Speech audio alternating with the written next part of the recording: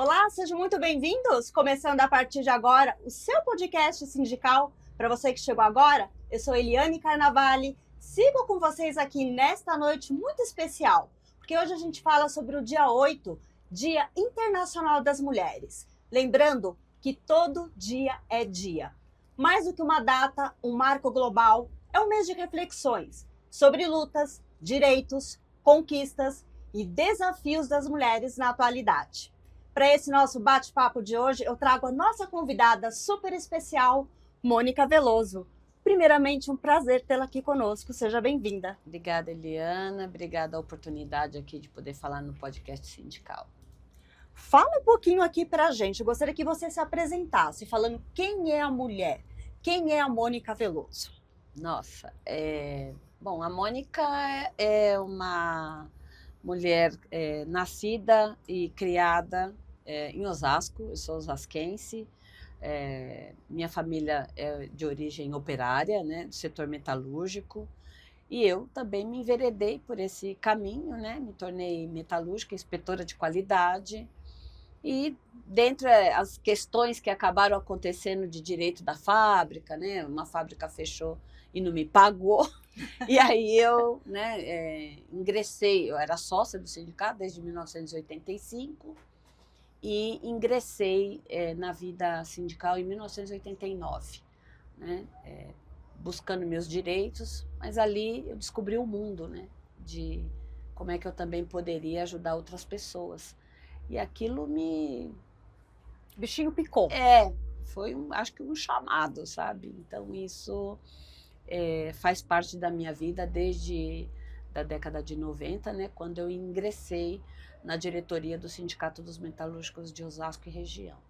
Como que você faz para conciliar a sua vida pessoal e profissional? Te pergunto porque isso é um dos grandes desafios das mulheres na atualidade. Como que tem sido isso para você? Bom, já passou bastante tempo, mas eu vou te dizer o que eu costumo falar para as mulheres. Eu continuo escorregando na portinha, como a gente fala, né? Os desafios são grandes, né? Quando você toma uma decisão de estar no mercado de trabalho, aí você tem os desafios daquilo que você se qualificar, de você se aperfeiçoar, e juntar isso com uma construção de uma militância, né? Sendo mãe, sendo filha, né? Irmã, esposa, avó, né? Depois avó, tudo isso eu acho que não é só desafiador, mas é também motivador. Ele também é uma mola de inspiração para mim, né? Daquilo que eu quero fazer, eu quis fazer pelos meus filhos e agora quero fazer pelos meus netos, né? Claro, eu tive, acho que, a boa sorte vindo de uma família de operários, de ter tido também um apoio muito forte da minha família, né? Porque às vezes a ausência é grande, né, Eliane? Sim. A gente, mesmo quando você está só no trabalho, se você se dedicar, vou fazer um curso, você já tem ali uma ausência que às vezes a sociedade te cobra, né? Você mesmo se cobra, né? Daquele remorsinho, né? Eu não estou naquela reunião da escola, né? Não vi tal coisa, perdi um aniversário, né? Então, essas coisas são parte da vida de uma mulher, né? Contemporânea da sociedade, né? Buscando aí esse espaço. E tá tudo certo também se a gente não equilibrar os pratinhos. Exatamente. Acho que é isso que é importante. Eu acho que você falou uma coisa fundamental, né? Acho que particular, já era uma cobrança muito forte antes, mas hoje eu acho que essa cobrança ela vem com um peso mental muito maior, né? E aí é a história de, bom, você tem que ser boa em tudo. Mas, na verdade, a gente não tem que ser boa em tudo, a gente tem que ser o melhor que pode ser.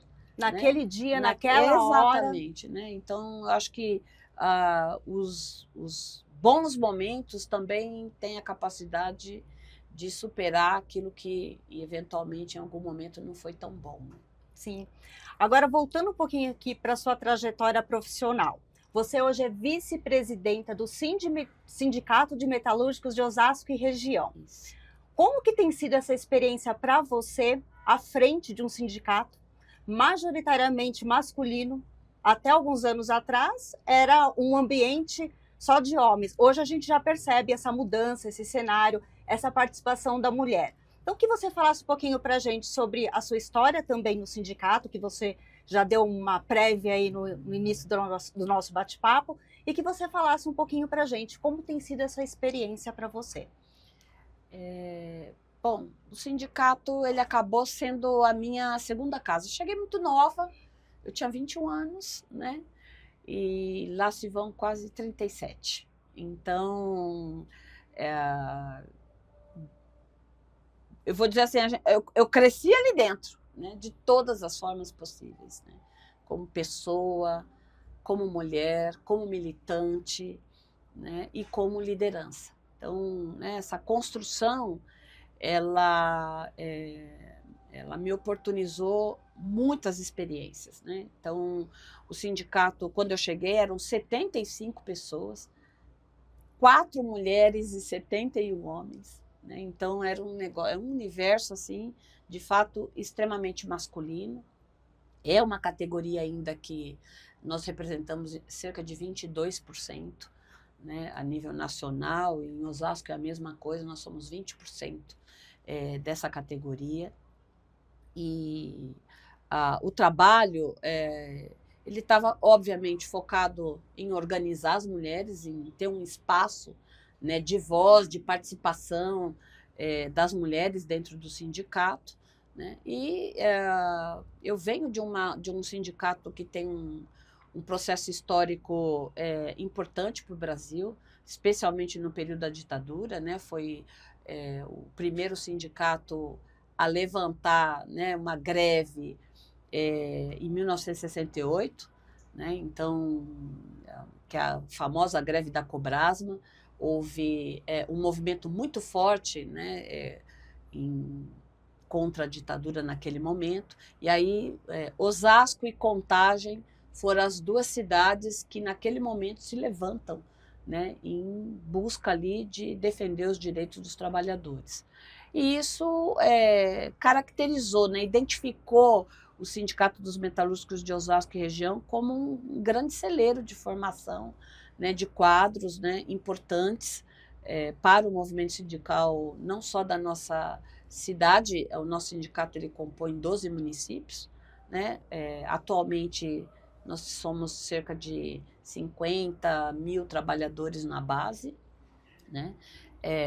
Ele faz parte da federação aqui do estado de São Paulo, que compõe 54 sindicatos, 800 mil trabalhadores, e a nossa confederação, né, nacional dos trabalhadores metalúrgicos, filiados à Força Sindical, que tem cerca de 1,5 milhão.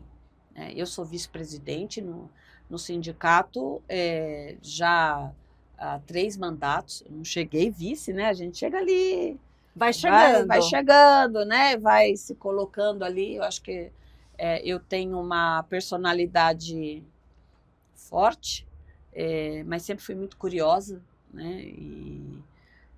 Mas também sempre tive muita humildade de buscar o meu aprendizado, né?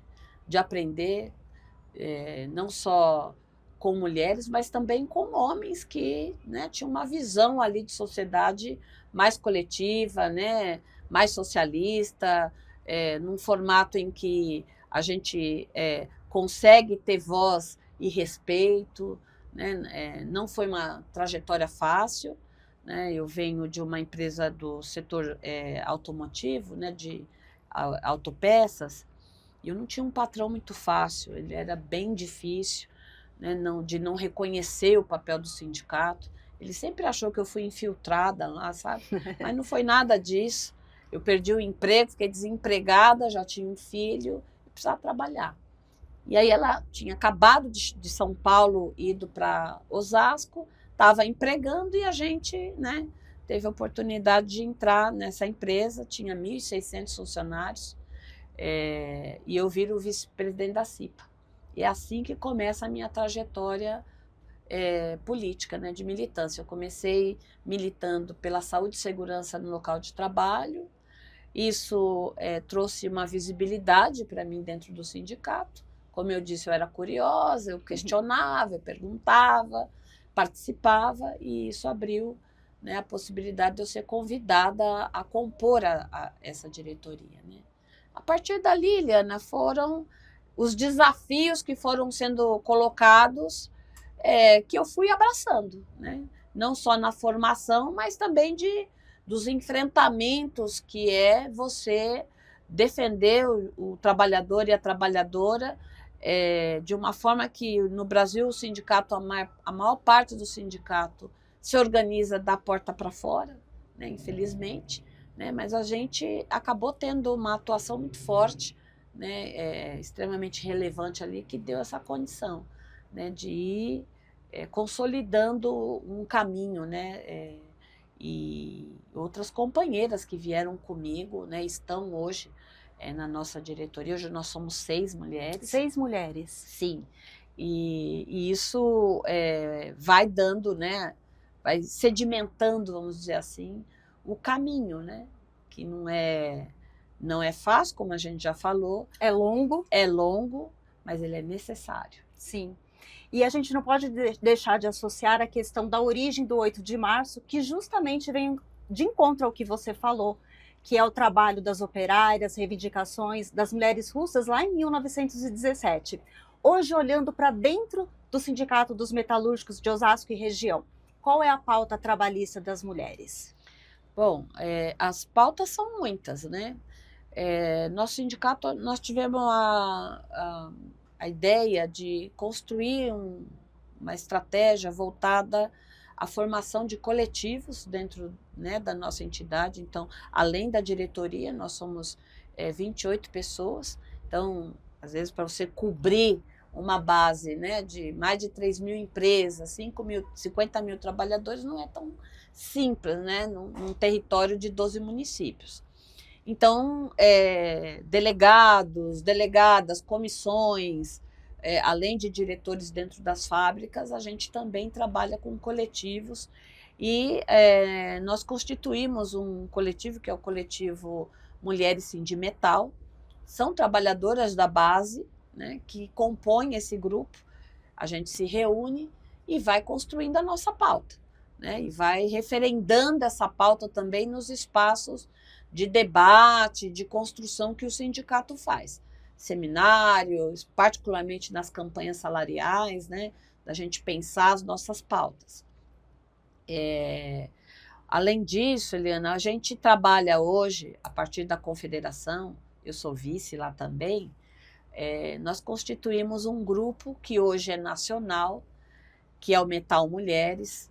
Nós somos mais de 60 lideranças sindicais compostas nós estamos hoje em 12 estados, são mais de 40 sindicatos que compõem, né? E o Metal Mulheres, ele procura também, além de formar, né, essa liderança que vai atuar, né, no campo sindical, não só na questão da pauta de gênero, mas naquilo que diz respeito aos trabalhadores, mas particularmente, né, incorporar a pauta de gênero dentro dessas questões, é a forma como a gente entendeu como uma estratégia mais positiva, né? E então, a partir disso, a gente constrói as nossas pautas. Igualdade salarial sempre foi uma agenda importante dentro desse debate.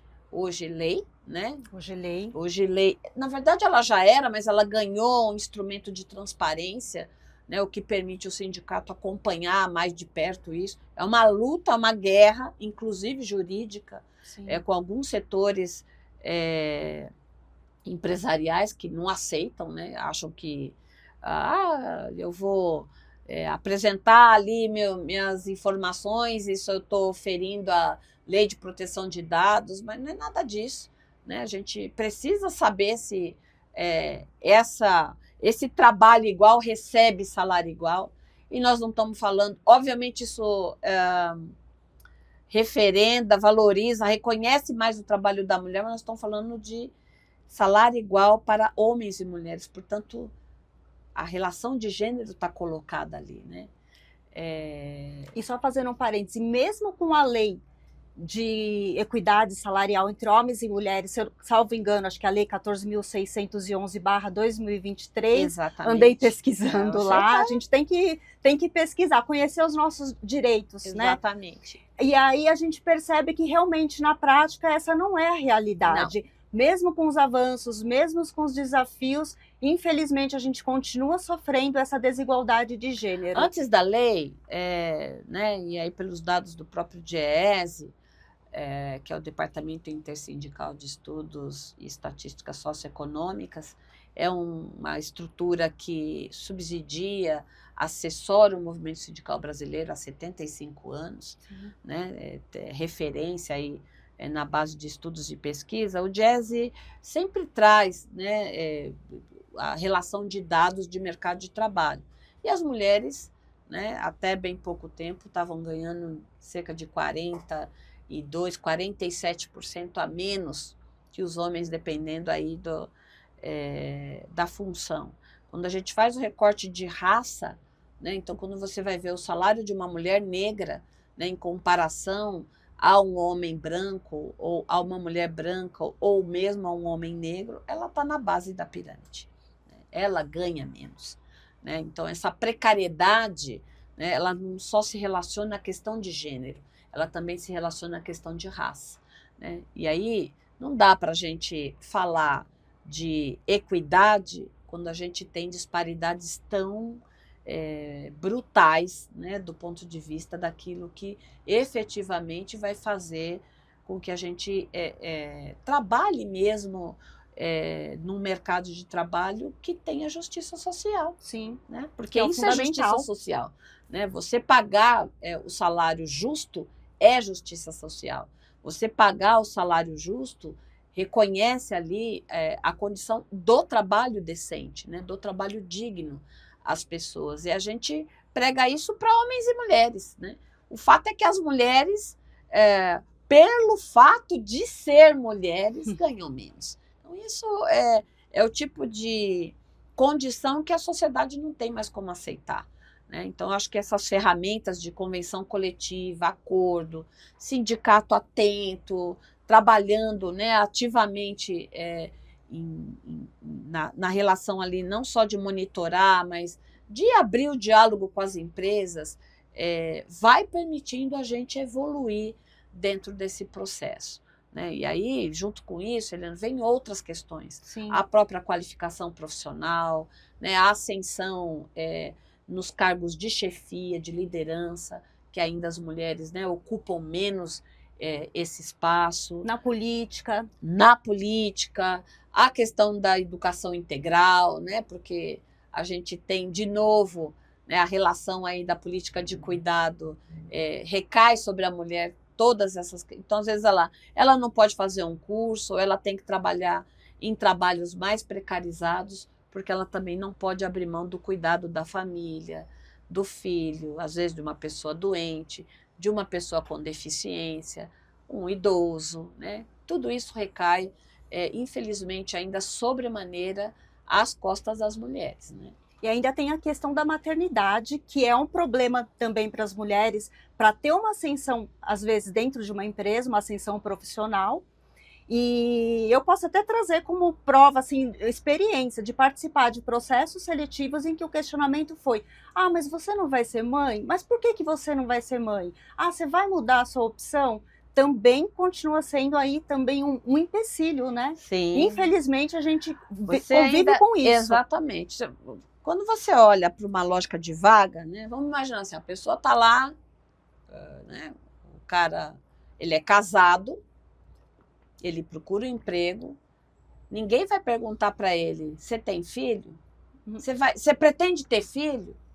Já para a mulher, essa já é uma pergunta recorrente, né? Como se a maternidade fosse, de novo, algo que impedisse ela de fazer as coisas. Ninguém olha para a maternidade como um papel social. Sim. Né? Um papel social que diz respeito, obviamente, à família. Hoje, às vezes, mais para a mulher mesmo, né? Tem muitas mulheres que querem ser mães, independente se ela está constituída uma família ou não.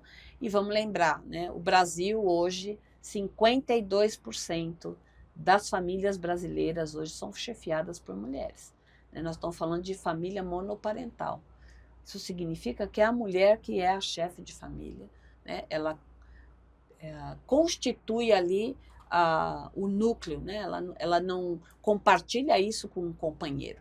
Então, tudo isso reflete naquilo que a gente tem discutido bastante. Não é só você estar ou você ser inserida no mercado de trabalho. A inserção no mercado de trabalho, ela requer também que você, a partir de você ter esse espaço, você ter o seu projeto ali de valorização profissional, de ascensão profissional, de reconhecimento econômico, constituído como parte normal da vida, né, de qualquer pessoa. De né? pertencimento. De pertencimento. É isso. Falando um pouquinho da escala 6x1, que também tem a ver com a qualidade de vida, não só para os trabalhadores e trabalhadoras, mas também para as mulheres que muitas vezes exercem essa carga que é exaustiva. Como que você avalia? Porque essa é uma das grandes prioridades agora do governo Lula, uma das grandes expectativas também de milhares de trabalhadores que trabalham sob esse regime. Como que você avalia esse cenário para as mulheres? Você acredita que a gente pode ter aí futuramente o fim da escala 6x1?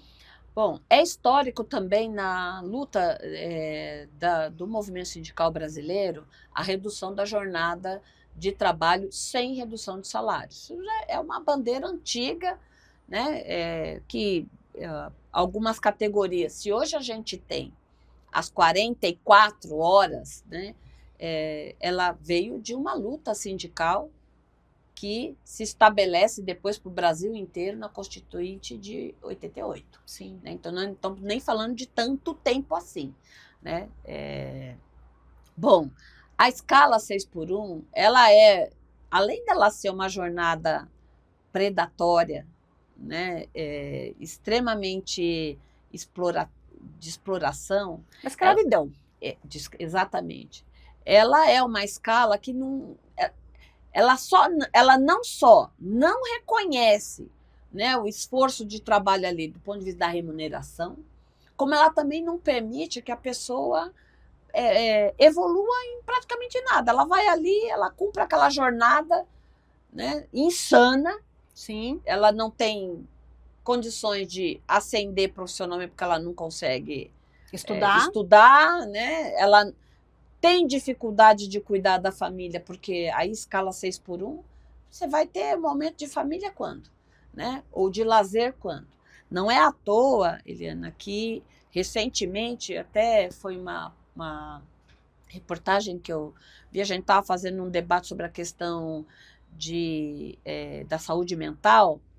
O Brasil bateu recorde de afastamentos registrados pelo INSS por saúde mental. Em 2025. Em 2025. Isso...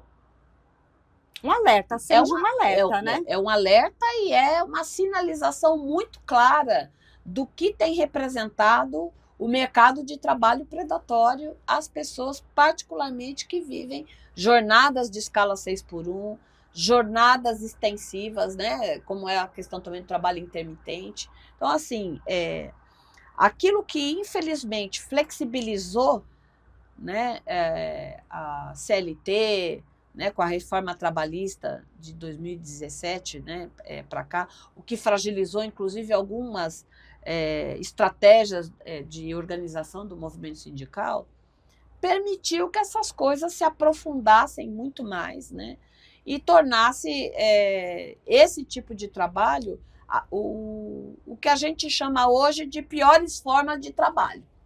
Precarizando o trabalho. De precarização. Então, redução da jornada de trabalho para 40 horas sem redução de salário. O fim da escala 6x1 vai permitir que a gente retome um mercado de trabalho, né, com trabalho decente, sim, com trabalho digno. E o que permitirá, com certeza, as mulheres poderem, de novo, né, ascender a uma vida profissional com qualidade, né? Podendo ali, tanto homens quanto mulheres nesse caso. Agora, quando a gente vai olhar na escala 6x1, quem é que está trabalhando nesse regime? Qual que é o perfil de pessoas que trabalham nesse regime?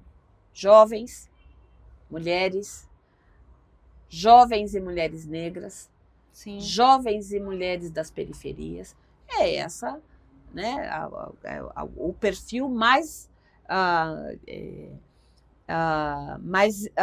expresso ali. Tem outros também, mas esse é, assim, disparado é onde está a base que eu falava, dessa base de pirâmide.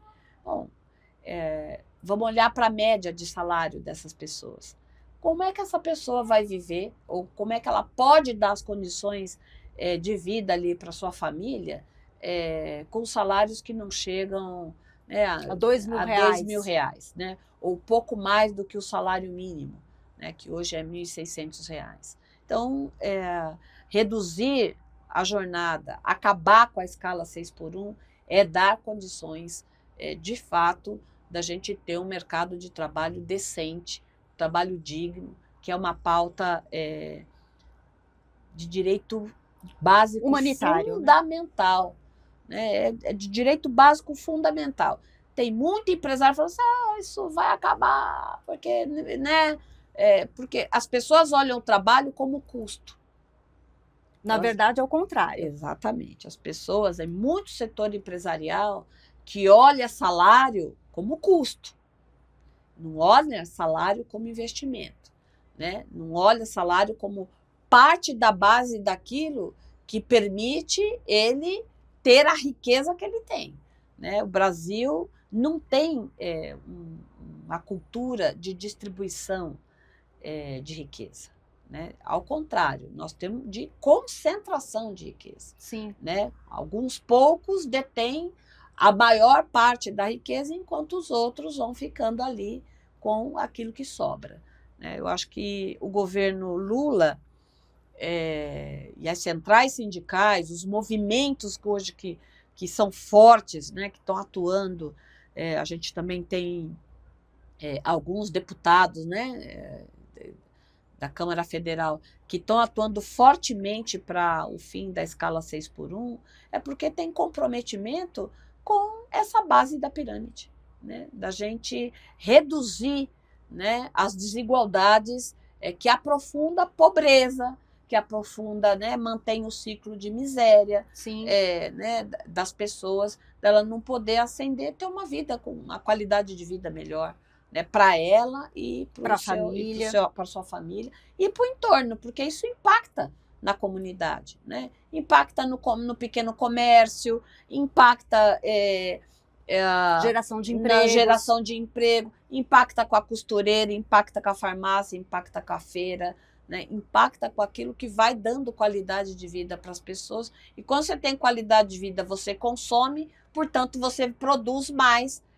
O ciclo é outro, né? Impulsiona a economia. Exatamente, mas vai fazer isso, né, ser incutido na cabeça, infelizmente, de um Congresso Nacional que não pensa, né, assim, né, tá ali fazendo todo o debate contrário ali, mas a gente espera que a força da sociedade, né, a organização dos trabalhadores, a gente consiga ganhar esse round aí, né? Vamos ver.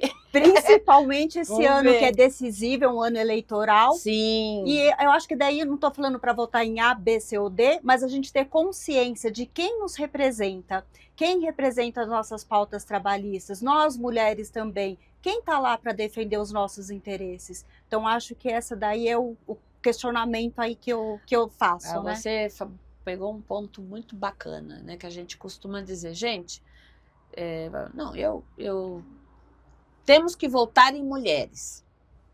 Sim, mas nós temos que votar em mulheres que têm compromisso com as pautas das quais nós acreditamos que vai trazer qualidade de vida para a gente.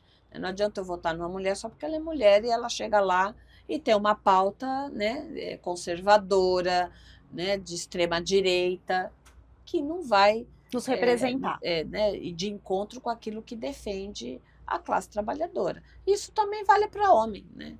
Com certeza. A gente tem um congresso também que, né, de 513, quantas mulheres, né, estão lá representando, né, a mais de 52% do eleitorado brasileiro. Nós somos 52% do eleitorado. No entanto, a nossa representação no Congresso, nas câmaras municipais ou nas assembleias legislativas são infinitamente subrepresentadas. Somos, né, subrepresentadas, exatamente o que você falou. Isso.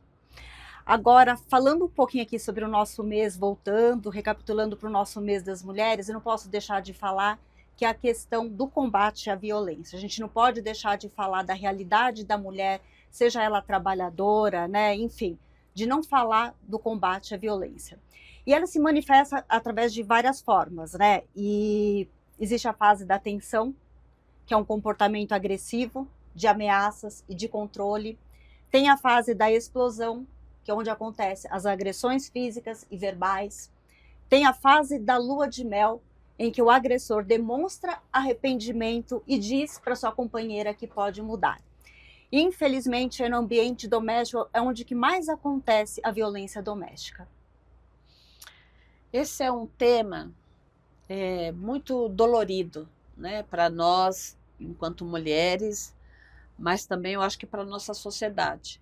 É vergonhoso, né, o Brasil ainda ser o 5º país que mais mata mulheres pelo feminicídio, né? O Brasil é o 3º país no mundo que mais mata mulheres trans. O ano passado, a média aí que foi dita é de 4 mulheres por dia. Por dia. Né? Nós estamos falando de mais de 1.500 mulheres que morreram, né, o ano passado pelo simples fato de ser mulher. Né? Na sua maioria foram vítimas assassinadas pelos companheiros, né? E das mais diversas camadas. Né? Nós estamos falando de namorado a ex-companheiro, marido, enfim. Né? E quando a gente fala da violência doméstica, o Brasil registrou, o ano passado, mais de 3 milhões de casos de violência doméstica, né? Que vai desde do assédio moral, psicológico. Estamos falando da violência patrimonial, sexual, a violência sexual, né? Nós somos campeão de estupros, né? Especialmente de meninas e crianças, portanto, um público de alta vulnerabilidade, né?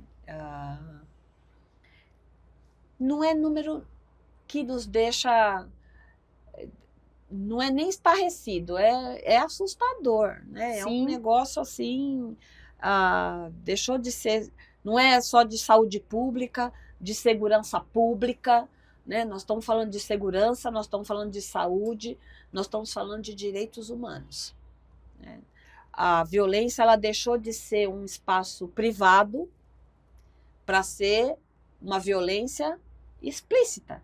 Ela está nas redes sociais, né? Ela acontece dentro do shopping, ela acontece no nosso trabalho, ela acontece no meio da rua, ela acontece dentro do ônibus, né? Ela acontece das formas mais horrendas, né? De ser arrastada via marginal, ser espancada dentro do elevador, né? É assim, um negócio absurdo.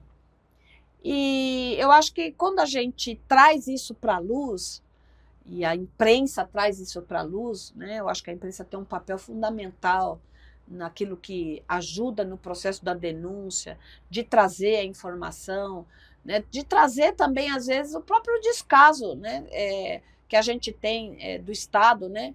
A gente só tem delegacia 24 horas agora, né? A gente não tinha nem delegacia 24 horas, né? No caso da delegacia da mulher, como se violência acontecesse no horário comercial, né? E se tivesse de horário, data... E não funcionava no fim de semana também. Aí você vai numa delegacia normal, numa seccional, aí você não tem, infelizmente, uma equipe preparada ali para atender aquela mulher, né? E coloca ela, em vez de vítima, bota ela como aquela que provocou, né? Então, o que você fez mesmo para o seu marido, né, fazer isso? Né? Mas por que você estava andando nessa hora na rua? Por que você usou essa roupa? Né? O que aconteceu? E são perguntas que não deveriam estar sendo feitas por uma vítima. Então, eu acho que o volume ele cresce por um fenômeno social, né? Infelizmente, social e cultural.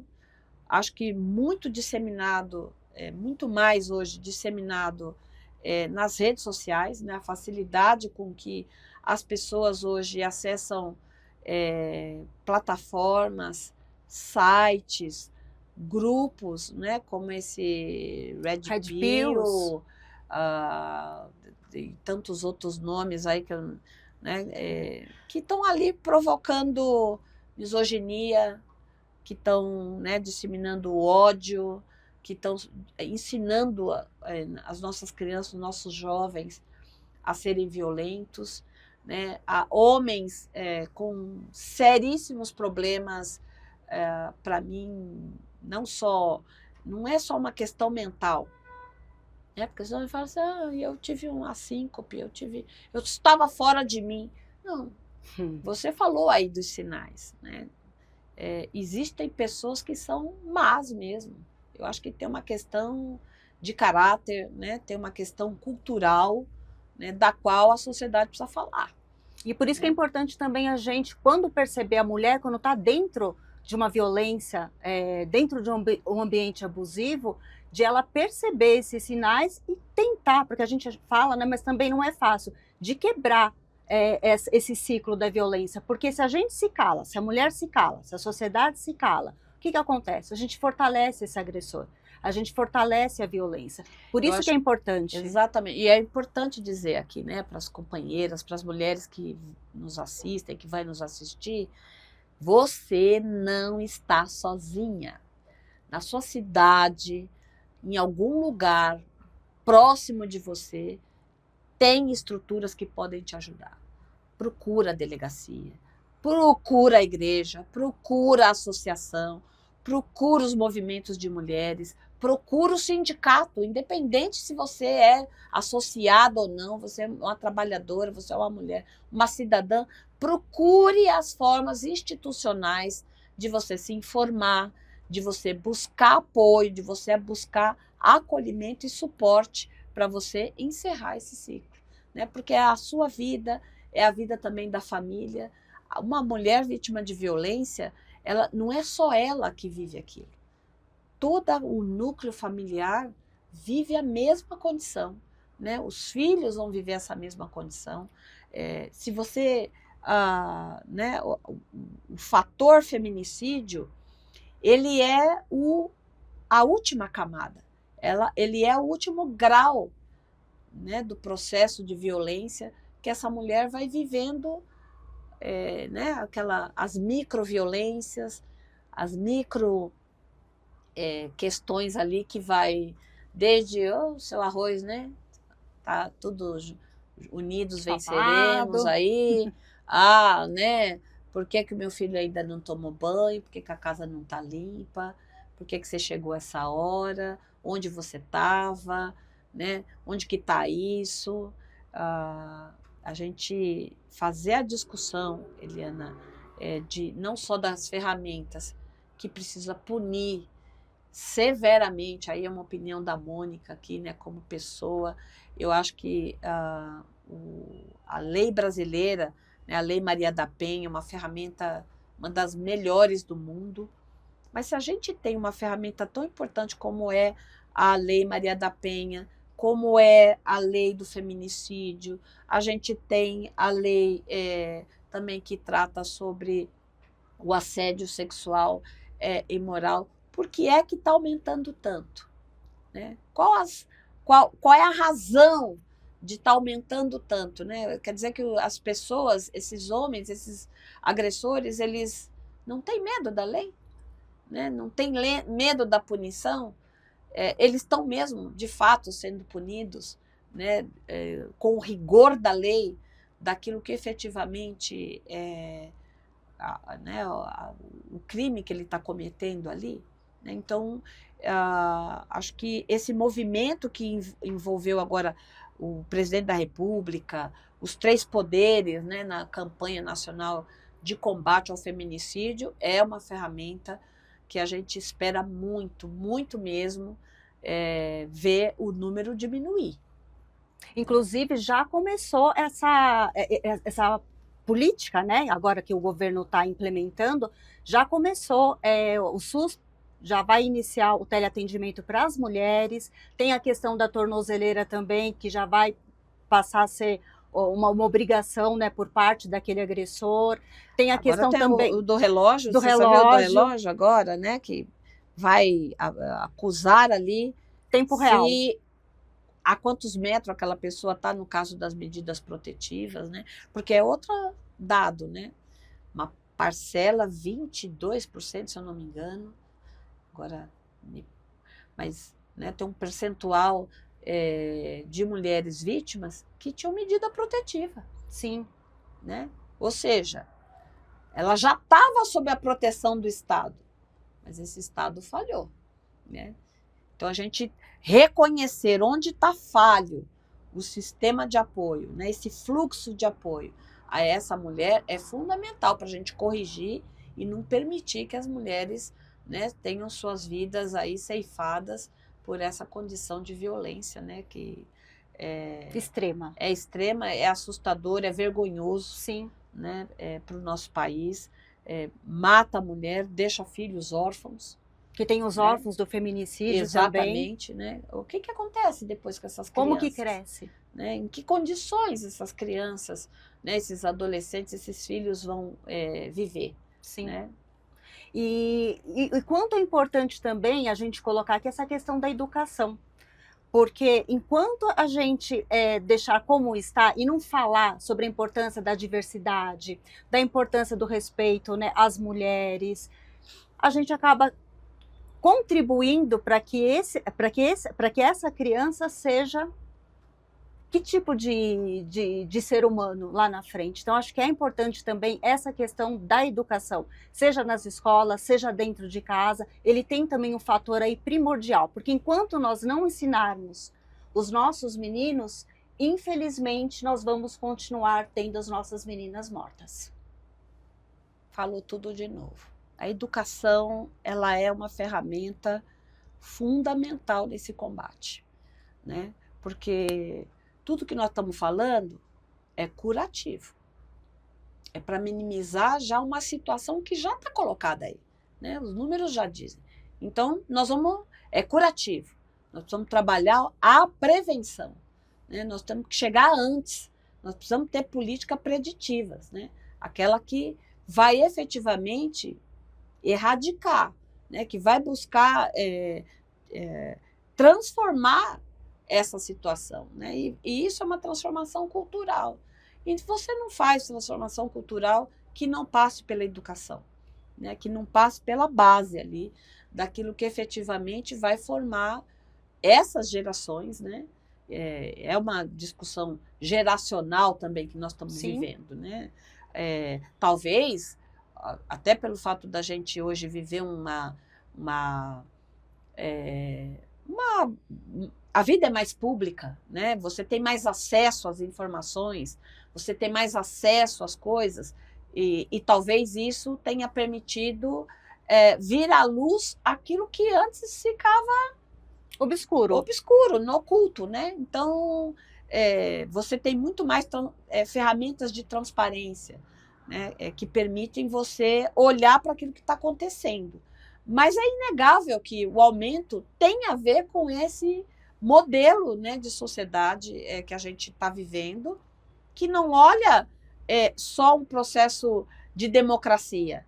Né? Bom, até onde vai a sua democracia, né? O seu direito civil, democrático, quando você entende que você pode sobrepor a vida da outra, né? Que você pode sobrepujar a vida da outra, ou você pode tirar a vida do outro. Isso não é democracia. Né? Ninguém tem esse direito. Ninguém tem esse direito, exatamente. Então, isso tem a ver com o processo cultural, né? Que a gente, se a gente não olha para as pessoas a partir do cerne, que é direito humano, você enxergar o outro como um ser humano, portanto, né, agente dos direitos fundamentais, tem alguma coisa errada com o nosso processo, né? É na hora de a gente parar para pensar e falar, opa. Exatamente, temos que olhar para isso. Né? Eu acho que esse olhar deixa de ser, graças a Deus, só das mulheres, né? Porque era uma luta muito também, né? As mulheres, chega marcha, é a mulherada que sai para a rua, é os temas, é não sei o quê. Hoje, você ter os homens assumindo isso muda o papel. É uma responsabilidade de todos. De todos nós. Muda o papel. É muito importante mesmo essa questão. E a questão também da criminalização, né, na internet. Porque acho que hoje, infelizmente, não tem a punição para essas pessoas que ficam aí disseminando também a misoginia. Tem um debate que ele é contraditório, né? Você é do meio das comunicações, né? É claro que a gente defende a liberdade de expressão, é claro que a gente defende espaços democráticos. Agora, nós não podemos compreender isso como espaço democrático. Não podemos e nem permitir. Liberdade de expressão. Então, né, esse debate de como é que também funciona as redes sociais, né, essa questão da regularização, né, daquilo que regula, é algo que a sociedade também precisa olhar. Não é possível, gente, né, que a gente vai olhar para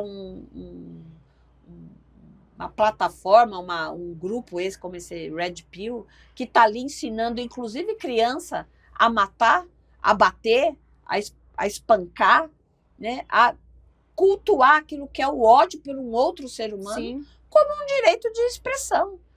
Isso não é direito de expressão.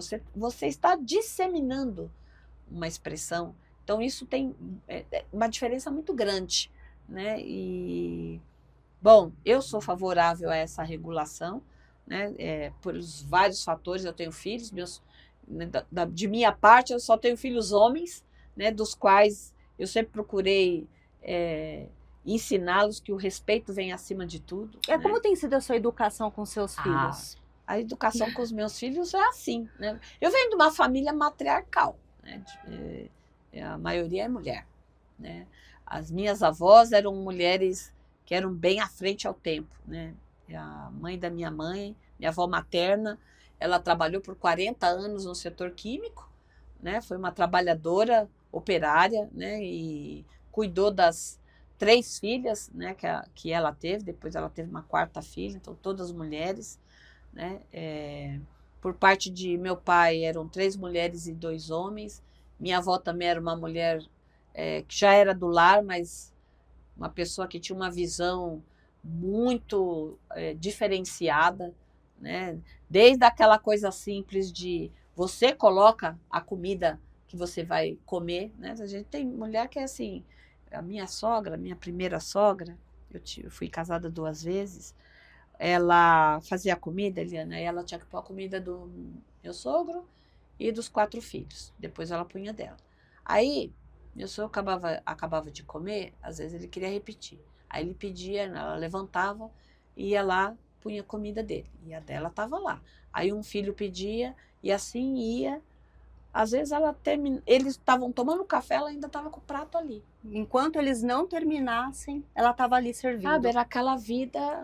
Né? Talvez por isso que meu casamento não durou muito tempo, porque eu não fui criada assim, né? Eu não fui criada assim pelos meus pais, né? Nem pelo meu pai, nem pela minha mãe e nem pelos meus avós, que a proximidade da gente, né? Então, meus filhos, acima de tudo, primeiro respeito, né? Respeito às pessoas, né? Respeito às mulheres.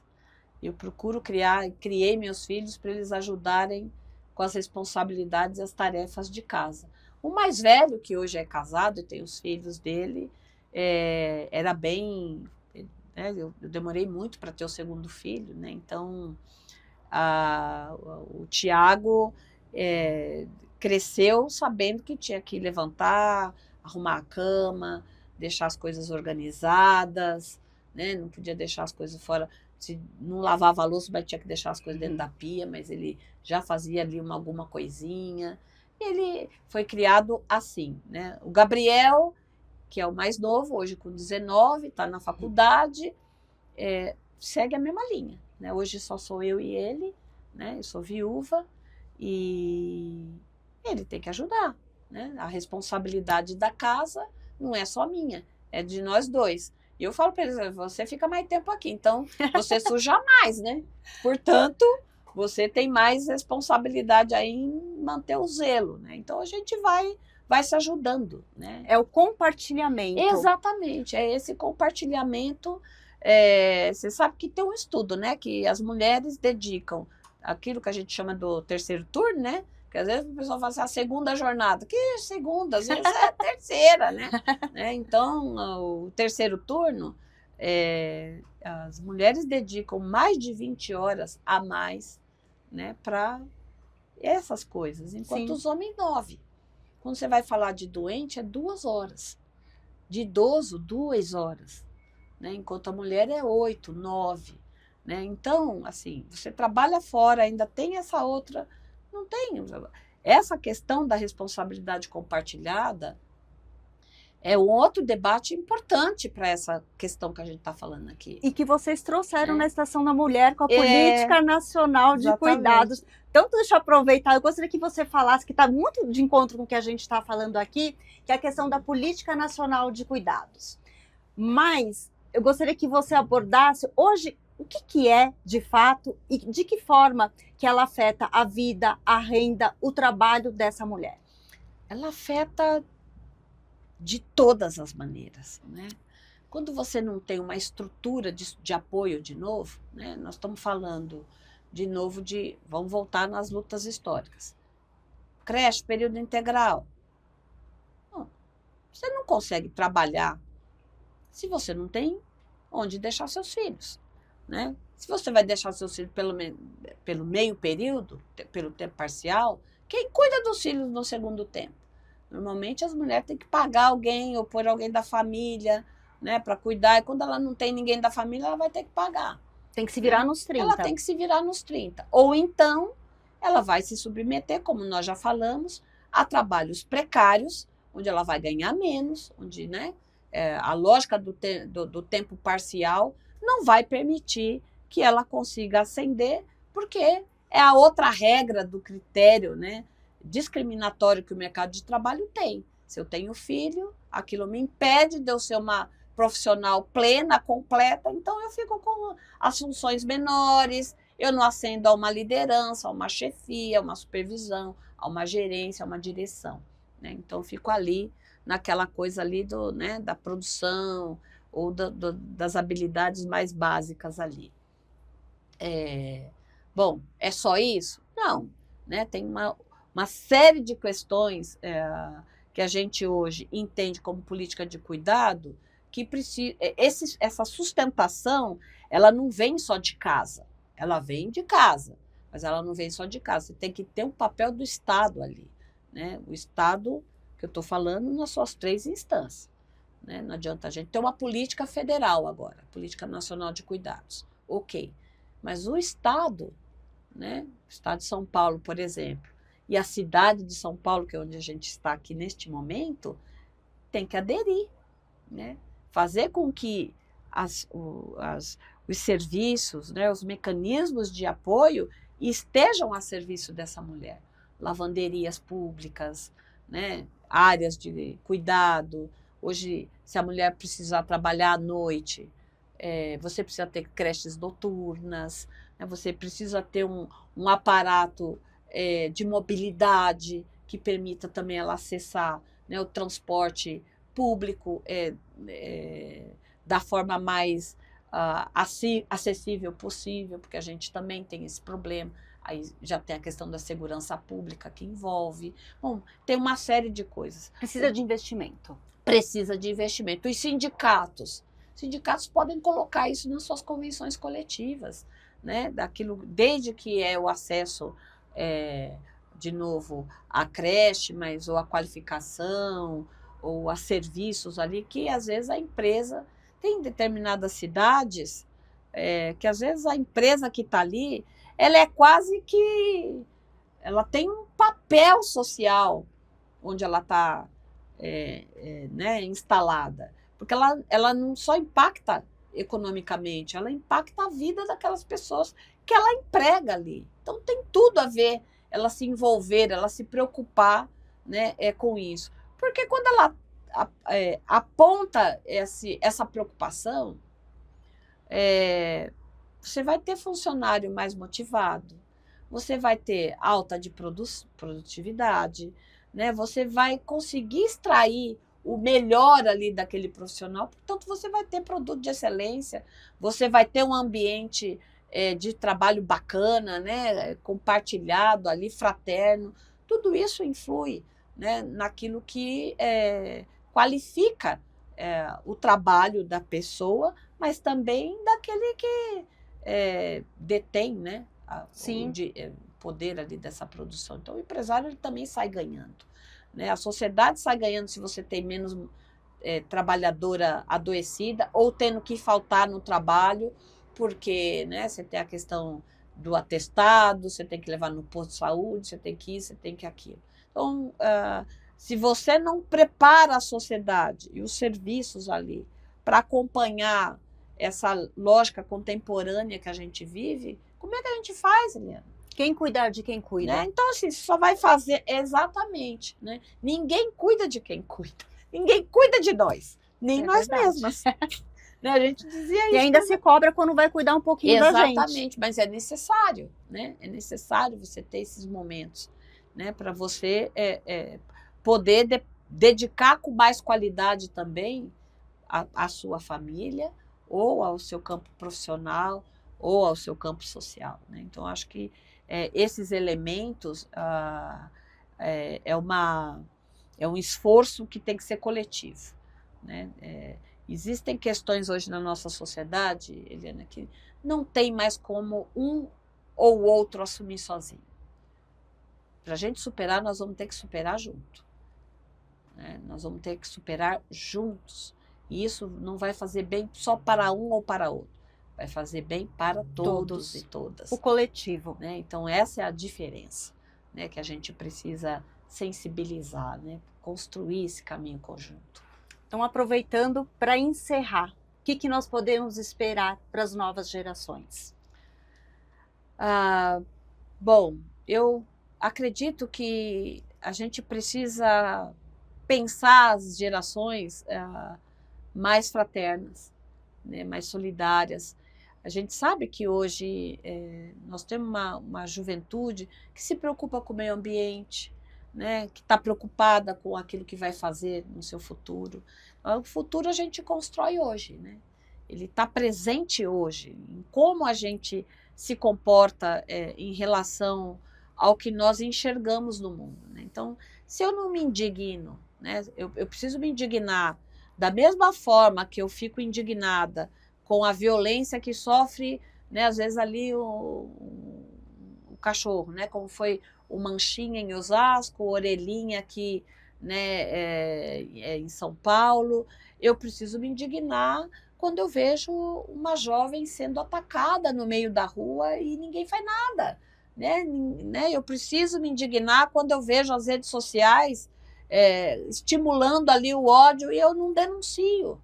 Né? Eu preciso essa indignação, ela não é uma indignação de violência, ela é uma indignação de entender que eu não quero isso para a minha vida e nem para a vida do outro. Né? Então, ela é uma indignação de ruptura desse estado de desigualdade, desse estado de violência gratuita, né? Desse estado de desrespeito. Então, eu posso pensar uma sociedade que compartilha as riquezas, e nosso país é tão rico em tanta coisa, né? A gente tem tudo aqui. Nós temos tudo. E podemos usufruir desse tudo de uma forma consciente, sustentável, respeitada, né? Respeitosa. Então, eu espero que a gente tenha uma geração de meninas e mulheres livres, saudáveis, respeitadas, né? Eu espero uma sociedade em que nós possamos viver sem fome, que a gente possa ter acesso a um bom trabalho, à educação e à cultura. Se a gente constrói a sociedade voltada para esses valores, né? Valores que eu acho que se perderam por uma série de razões, a gente de fato vai consolidar, fortalecer, né, e sedimentar uma nova geração que tem, né, vai receber, né, um legado de um planeta melhor, né, de um planeta mais sustentável, de um planeta de respeito, né, e de uma democracia que é plena, né, do ponto de vista da vida cidadã que a gente quer, né, para nós. Uma mulher que te inspira? Uau, tem muitas, mas a minha mãe me inspira, né? A Dona Josefa é uma lutadora de 75 anos que me ensinou a ser a mulher que eu sou, né? Então eu devo tudo a ela, né? Então, mãe, obrigada, né, por você ser quem você é e aquilo que você me tornou a ser. Então, gratidão e beijo. Feliz Dia das Mulheres. Feliz Dia das Mulheres. Obrigada pela sua presença. Eu que agradeço. Tá gelada. Eu que Mas agradeço. muito obrigada. E espero te ver mais vezes aqui conosco para falar, porque você tem muita história para contar. Hoje a gente só deu uma prévia aqui para falar um pouquinho da importância da mulher, mas com certeza você estará fazendo parte aqui da nossa mesa mais uma vez. Muito obrigada. Quero te agradecer muitíssimo pelo convite. Espero poder ter outras oportunidades da gente discutir pautas que vão ser tão importantes para a classe trabalhadora quanto para nós mulheres. Obrigada. Gente, antes de encerrar, quero falar aqui uma frase. O Mês Internacional das Mulheres é uma oportunidade para ouvir, contextualizar e questionar. Não é apenas um ponto no calendário. É um convite permanente à análise de dados, a histórias reais e as transformações necessárias na sociedade. Os números que discutimos aqui hoje não são abstrações, refletem vidas, trajetórias e lutas que continuam em casa, no trabalho, nas ruas e nas instituições. Obrigada por nos acompanhar e até o próximo episódio, se Deus quiser. Até lá e feliz mês das mulheres.